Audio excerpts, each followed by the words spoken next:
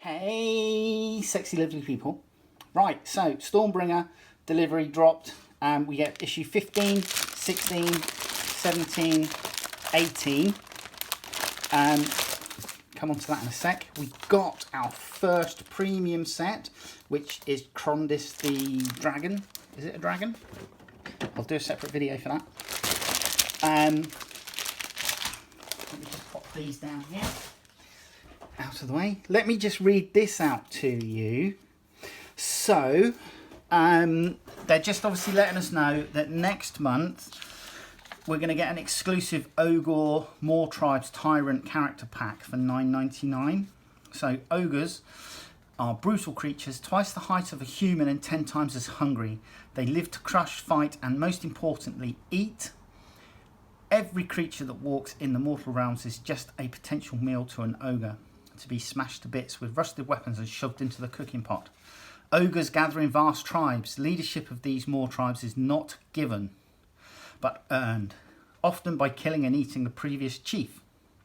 The individuals who win these savage contests become tyrants, the iron-fisted overlords of ogre society. A tyrant is given the greatest share of meat and treasure. They wear many stolen trinkets, taken from anyone too weak to stand before the ogre's unstoppable might. This special issue of Stormbringer comes with the multi-part plastic kit that contains the components necessary to assemble your tyrant, build and paint guides, as well as detailed background on ogre more tribes and all the rules and data sheets required to unleash their brutal force in barbaric contests. This brand new character pack comes for the special subscriber price of $9.99. As a subscriber, we have already reserved an Ogre More Tribes Tyrant pack for you, and it will be sent out automatically in your next dispatch. If you do not wish to receive our limited edition character pack, then you can contact us using the details listed at the top of this letter to cancel the order. We would like to thank you for your subscription, and we hope you will continue to enjoy collecting the series. Yours sincerely, #Partworks. So there you go, that's what's coming. I'm obviously splitting this with my other half, so that's only going to cost us $5 each. Right, issue 15.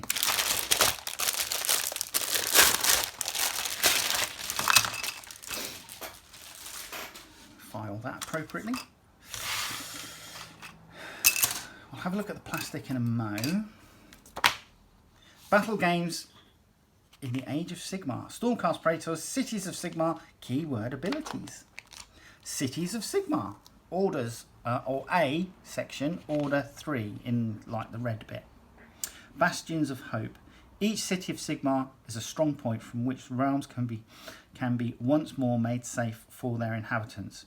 Here the Stormcast Eternals build their storm keeps, fortresses from which they watch over the realms. Meanwhile, arcane structures like guardian idols, nexus siphons, and cleansing aquiliths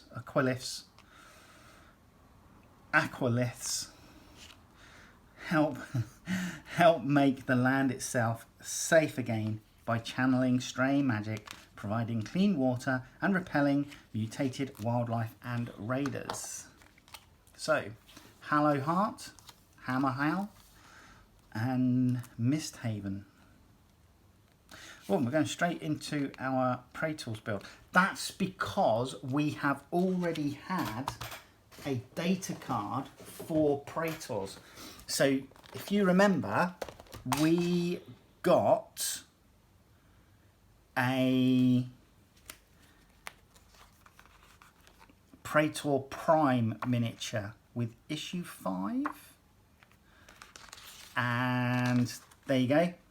So these are the 3 Praetors. There's 1, 2, 3 Praetors that we get, and this was our Praetor Prime. So we've already had the character card for them, and I'm sure that we'll get the full list as well. Right, how to build Praetors. Straight in, and these again look push fit, so I'm going to assume that these came with the Dominion box set.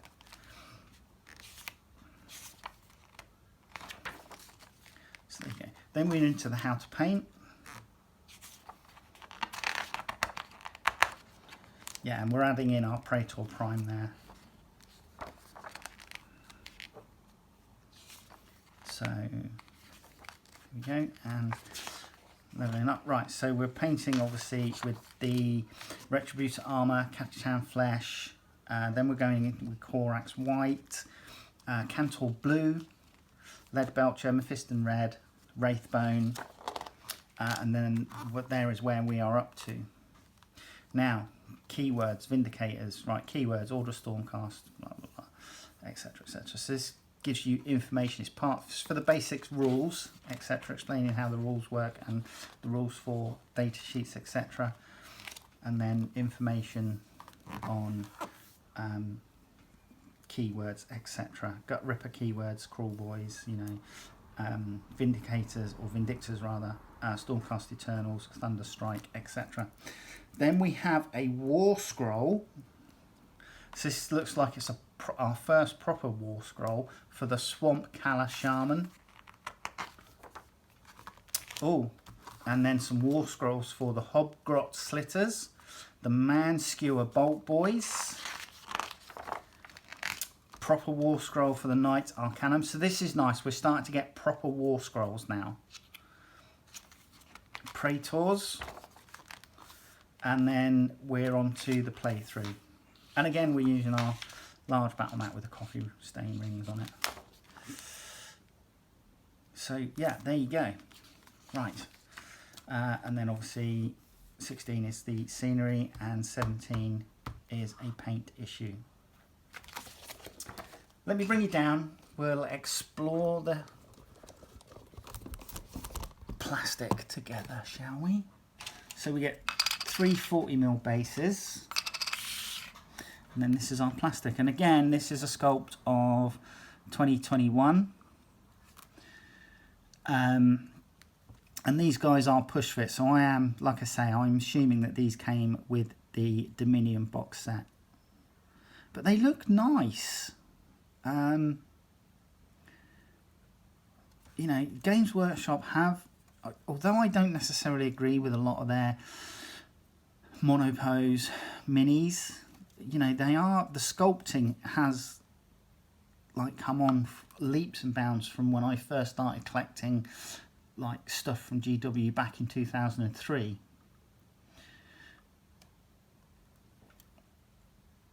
But yeah, I mean, these guys are obviously holding these pole axes. So with there's 1, 2, 3, 4 pole axes here. So there is clearly there's an option at some point. Whether that will be called out in the instructions or not, it will be a different matter. I'm assuming that one of them is for a Praetor Prime, which we don't need because we've built our Praetor Prime in the earlier set.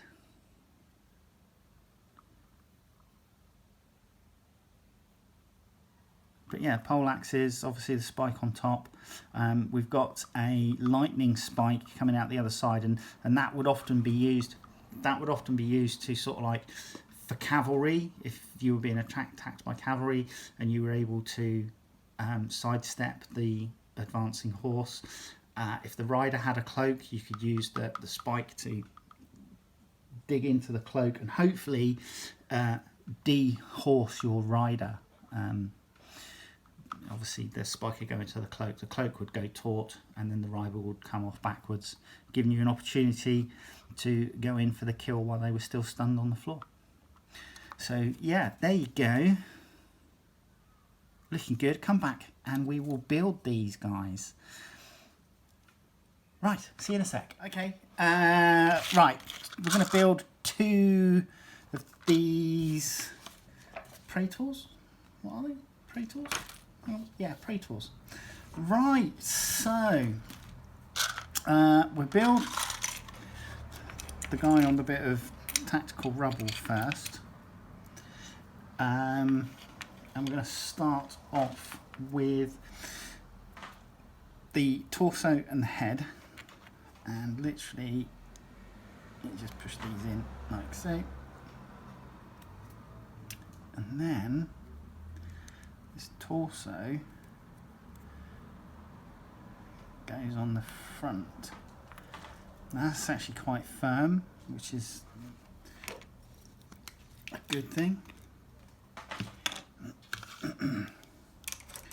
So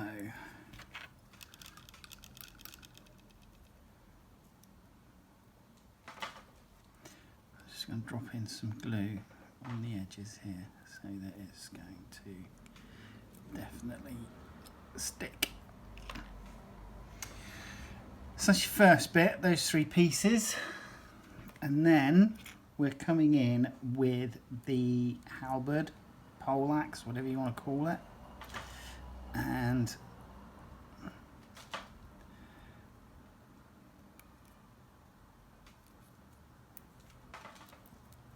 that's going in there. The problem with these is that they're designed in such a way that it would make it really awkward if you tried to keep the cloak separate. But now we're going to come in with the cloak.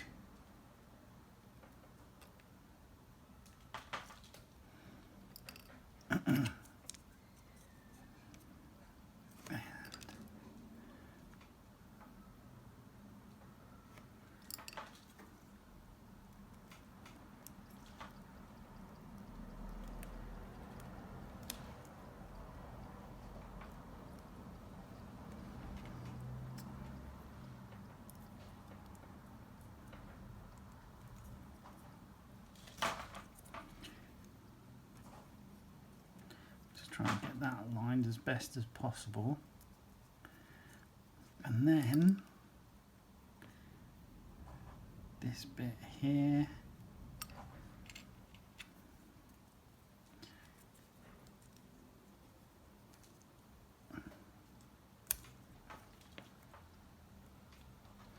right. So now this, I've noticed this on the other one as well, on the one that I did first off, and there is just a little, they don't meet as well as they should or could do, I think. So I'm really going to give that a push together so that hopefully we get a little beaded seam, and then when that's properly dry we can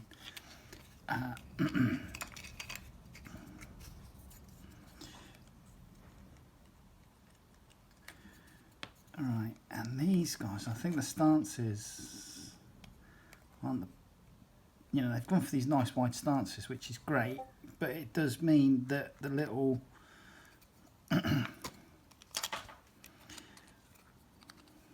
mean, if you try to pop this on here, it's not really going to fit, so you need to push this in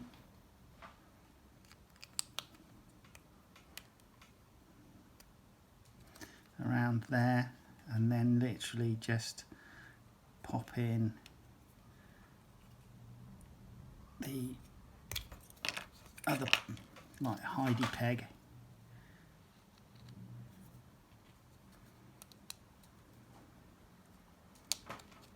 So that's going to go in there, and then I am going to pop. So that's that one.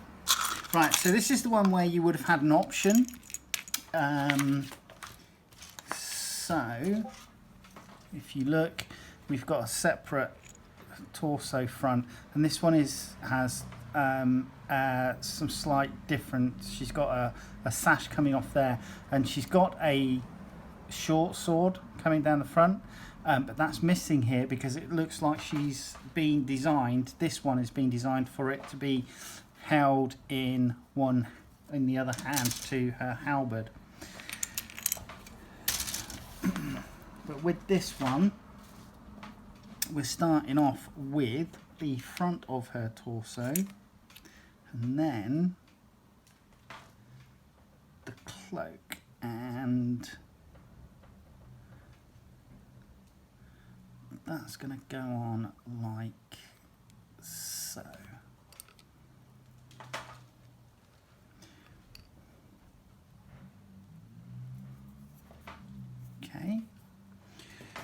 Then we're coming in with the halberd. And that is going to go on there. And I think there's a pin at the back, and that's going to locate in like so. So just be aware of that.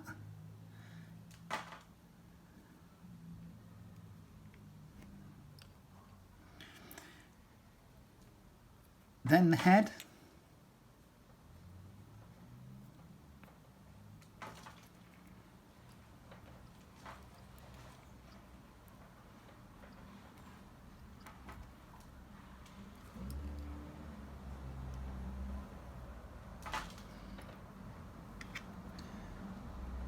And the back of the torso.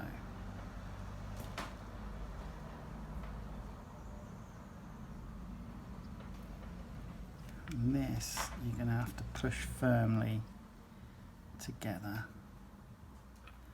like thus. Okay, there's a couple of little places where if you've got liquid cement you can just drop it in and it will be okay. Then we're coming in with the back of the cloak.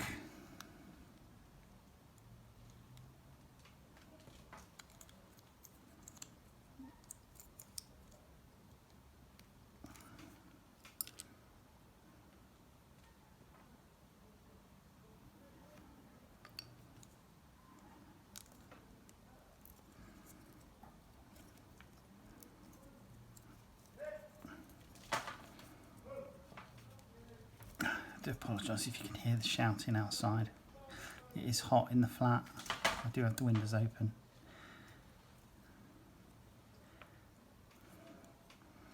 And then the front of the cloak.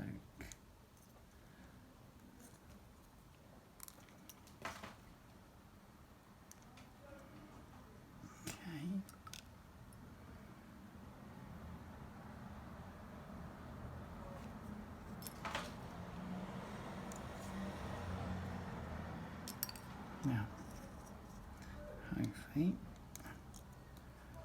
that's going to marry up nicely with minimal seam. Now this one,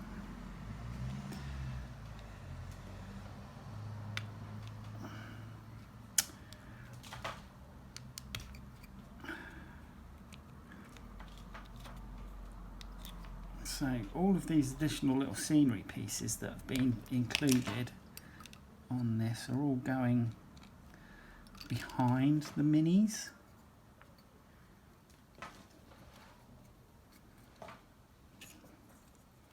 But there you go, that is all three of these Praetors done.